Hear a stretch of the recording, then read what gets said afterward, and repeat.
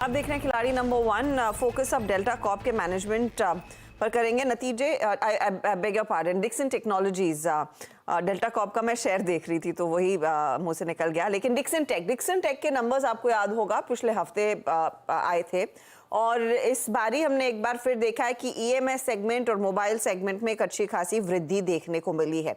अब FY25 के लिए किस विजन के साथ कंपनी फोकस कर रही है, ये सेगमेंट्स इनके लिए क्या रिटर्न रेशियोज उभर कर लाएंगे, इस सब पर बात करेंगे।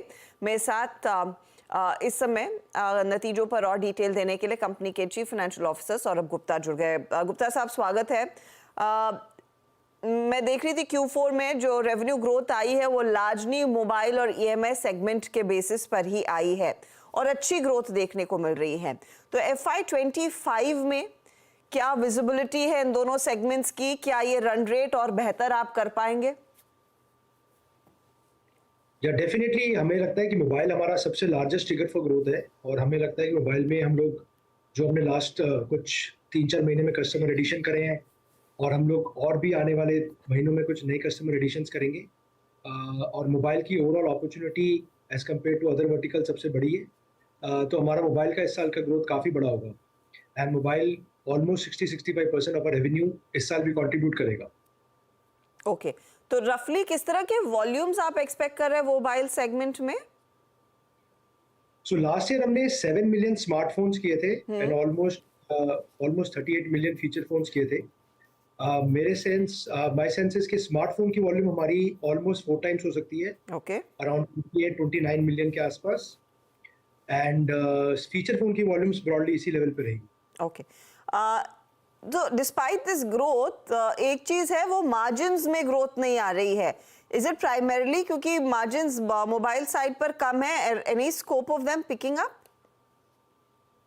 देखिए, तो वो बात आपकी बिल्कुल ठीक है। मोबाइल हमारा रिलेटिवली लो ग्रॉस मार्जिन, लो एबिटा मार्जिन बिजनेस है और अगर उसका सेल्स मिक्स में ज़्यादा कंट्रीब्यूशन होता है तो थोड़ा मार्जिन पे इम्पैक्ट आता है। बट आपको मोर देन द मार्जिन और आपको और हमारे इन्वेस्टर्स को more than the margin absolute growth देखनी चाहिए और उसी प्रोफाइल इंप्रूवमेंट देखना चाहिए। But at the same time मेरे को लगता है कि मार्जिन का प्रोफाइल भी हमारा बढ़ेगा क्योंकि जब मोबाइल का बिजनेस इतना 4 गुना बढ़ेगा तो वहाँ पे भी ऑपरेटिंग लेवरेज बेनिफिट्स आएंगे। हम वहाँ पे भी बैकवर्ड इंटीग्रेशन कर रहे हैं, डिस्प्ले मॉड्यूल में आ रहे हैं एंड बाकी बिजनेसेस में भी जहाँ पे ऑपरेटिंग लेवरेज अभी तक किक इन नहीं हुआ वहाँ पे अभी ऑपरेटिंग लेवरेज किक इन होगा। सो मार्जिन प्रोफाइल भी आपको डेफिनेटली इस साल लास्ट ईयर के मुकाबले थोड़ा सा इंप्रूवमेंट दिखेगा। बट मेजर रीजन ये है कि सेल्स मिक्स मोबाइल की तरफ है जो कि रिलेटिवली लोअर मार्जिन बिजनेस है। जी हाँ, इसीलिए वो थोड़ा सा दबाव बना हुआ है। अच्छा, फिर मैं आपसे ये समझना चाहूंगी ईएमएस साइड अगर वो ब्रेक डाउन दे सके, will the EMS side of the business help you add any of the margins? क्योंकि आपके जो लास्ट Q4 FY23 में थे तब हमने वो 5% के मार्जिन्स देखे थे। क्या उस ट्रैजेक्टरी की तरफ जाने की कोई संभावना है या नहीं इस नए वित्त वर्ष में?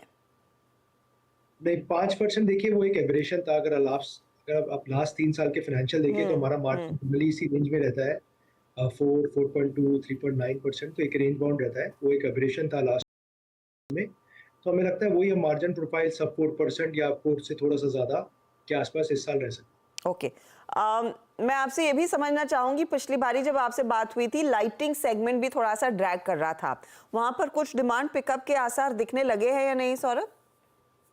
सी लाइटिंग का वर्ड्स इज नाउ बिल्कुल behind us. We are getting into new categories. हम लोग प्रोफेशनल लाइट्स में आ रहे हैं, स्ट्रीट लाइट्स में आ रहे हैं, हम अपने सीलिंग की कैपेसिटीज एक्सपैंड कर रहे हैं, कुछ एक्सपोर्ट्स के आरएफक्यू पे काम कर रहे हैं।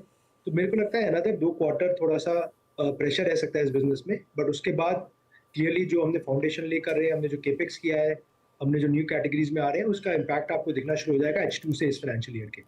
ओके, ये भी एक चीज बताइए, और टीवी डिमांड कैसी रहेगी, वो कैसे ट्रांसलेट करने वाला है आपके लिए? सी टीवी डिमांड ओवरऑल मैं कहूँगा थोड़ी वीक ही है, मार्केट नहीं ग्रो कर रही। बट हम लोग एज अ कंपनी हम काफ़ी फोकस कर रहे हैं बैकवर्ड इंटीग्रेशन पे, डिज़ाइनिंग पे और नई कैटेगरीज में आ रहे हैं, जैसे IFPDs में आ रहे हैं और अब ऑटोमोटिव डिस्प्लेज हम लोग काफ़ी सीरियसली देख रहे हैं और इंडस्ट्रियल डिस्प्लेज देख रहे हैं। तो ये सब हाई मार्जिन, हाई रियलाइजेशन के प्रोडक्ट्स हैं। बट टीवी मार्केट का थोड़ा डेफिनेटली, क्योंकि हमने एक large market share already capture किया हुआ है और मार्केट नहीं ग्रो कर रही, तो हमारा जो रेवेन्यू ग्रोथ होगा वो एक लिमिटेड रहेगा, बट मार्जिन एक्सपेंशन बिकॉज ये अदर कैटेगरीज में हम लोग आ रहे हैं और प्लस बैकवर्ड इंटीग्रेशन और ओडीएम से मार्जिन एक्सपेंशन थोड़ा थोड़ा होता रहेगा। आपने इनफैक्ट ये शेयर किया है एक्सचेंजेस के साथ और पहले कमेंट्री में भी कि आप एक बड़े दरअसल लार्ज ब्रांड को ऑनबोर्ड करने वाले हैं। कुछ डिटेल्स दे पाएंगे, वो क्या फाइनल हो चुका है? वो अनदर 2-3 महीने में फाइनल हो जाएगा, तो H2 से हमें लगता है कि उसका मैन्युफैक्चरिंग शुरू हो जाएगा। Okay. अभी मैं इसके अलावा कुछ बता नहीं सकता जब तक वो एग्रीमेंट क्लोज नहीं होता। और नोकिया के साथ हाल ही में जो आपने करार किया है वो कितना एड करने वाला है बिजनेस ग्रोथ में? वो बहुत बड़ा कंट्रीब्यूटर है। सो नोकिया बहुत बड़ा ओडीएम पार्टनर है एयरटेल के जिपॉन प्रोडक्ट्स के लिए एंड FWAs के लिए, एंड हमारी उसके साथ पार्टनरशिप हुई है जहाँ पे वो हमारा डिज़ाइन पार्टनर होगा, मैन्युफैक्चरिंग पार्टनर होंगे और हम एयरटेल के लिए बनाएंगे। तो हमारे पास बहुत बड़ी ऑर्डर बुक आ गई एयरटेल की और हमें लगता है टेलीकॉम बिजनेस जो कि लास्ट ईयर 700 करोड़ के आसपास था, इस साल उसमें 2.5 टाइम्स की डेफिनेटली ग्रोथ हो सकती है। ओके, तो 2.5 टाइम्स की ग्रोथ टेलीकॉम बिजनेस में होने के आसार और ऑफ कोर्स मोबाइल को लेकर आउटलुक बहुत पॉजिटिव। बहुत बहुत शुक्रिया Saurabh Gupta and good luck for FY25। Thank you, धन्यवाद। तो ये फिलहाल आपने बात सुनी, डिक्सन टेक्नोलॉजीज 9100 के आसपास ट्रेड कर रहा है। समित, टेक्निकली एनालाइज करना चाहेंगे डिक्सन को इस समय?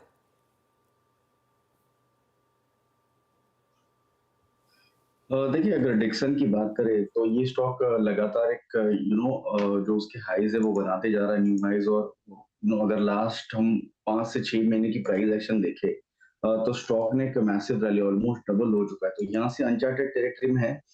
ये देखना इंपॉर्टेंट है कि ये रैली ऐसे ही कंटिन्यू, क्योंकि वॉल्यूम्स तो हर एक रैली में इसमें पिकअप होते जा रहे हैं। तो अगर थोड़ा मीडियम टर्म व्यू पकड़े तो हम सरप्राइज नहीं हो गए अगर ये स्टॉक 5 डिजिट में भी चला जाए। तो ओवरऑल इसमें बायस पॉजिटिव होना चाहिए। हालांकि थोड़ा एक डिसेंट प्राइस करेक्शन या टाइम वाइज करेक्शन के लिए वेट करना अगर आपको इसमें फ्रेश एंट्री करनी हो तो, बट जिनके पास है उनको तो डेफिनेटली ये स्टॉक में बने रहना चाहिए। तो बने रहिए और लेना चाहते थोड़ा सा करेक्शन का इंतजार कीजिए। 9100 के आसपास वो स्टॉक ट्रेड करता हुआ। मैनेजमेंट कमेंट्री अच्छी है। चलिए फटाफट से अब एक रिकैप करते हैं हमारे जानकारों ने जो ट्रेड्स दिए हैं। समित ने NBCC जोड़ा, 156 का target, 144 stop loss. APL Apollo tube तेजी वाला ट्रेड, 1822 टारगेट, 1660 स्टॉप लॉस। और हुडको 269 टारगेट, 246 का स्टॉप लॉस है। रिटर्न्स के लिहाज से NBCC इनको 1% जोड़कर दे रहा है। हुडको 2.5% तक के रिटर्न इनके लिए कमा रहा है, तो वे इनका स्टार परफॉर्मर हुआ। रूपक के पोर्टफोलियो में तीनों आपको PSUs ही दिखेंगे। IRCON 330 target, 279 stop loss. SJVN 156 target, 137 stop loss. NHPC 117 target, 93 stop loss है। तीनों में सबसे बेहतरीन प्रदर्शन NHPC का 2.3% एंड 1.43% के रिटर्न्स SJVN कमा कर दे रहा है। अब आते हैं वीरल के पोर्टफोलियो पर, तो दो दिग्गज, एक है Adani port 1520 target, 1280 stop loss. फिर Tata steel 195 target, 164 stop loss. और मिड कैप IT में कोफोर्ज 5100 का टारगेट, 4650 का स्टॉप लॉस। रिटर्न्स कहाँ बन रहे हैं सबसे ज्यादा? तो टाटा स्टील और अदानी पोर्ट इवन स्टीवन है, हल्का सा यहाँ पर योगदान आता हुआ। अब रिटर्न्स की स्थिति आई थिंक रूपक के फेवर में जा रही होगी, लेकिन कांटे की टक्कर है। देख लेते मुनाफे का मीटर क्या कह रहा है। हाँ, है तो कांटे की टक्कर। 4.3% के रिटर्न्स रूपक के एंड 4.09% के रिटर्न्स है समित के। वीरल हल्के से नेगेटिव में इस समय। Good luck to you gentleman. पूरे हफ्ते शानदार ट्रेड्स आप देंगे, उसका पूरा भरोसा है। जब भी कोई बदलाव होगा उसका एक अपडेट हमारे जानकार जब भी शेयर करेंगे वो हमारे सोशल मीडिया हैंडल्स पर हम लेकर आएंगे। और ऑफ कोर्स 1 बजे मिड कैप मंत्र में भी आपको दिखाएंगे ज़रूर। चलिए लेंगे एक छोटा सा ब्रेक। ब्रेक के बाद पूरा एक्शन कमोडिटी मार्केट से रिलेटेड। आप बने रहिए CNBC आवाज़ के साथ।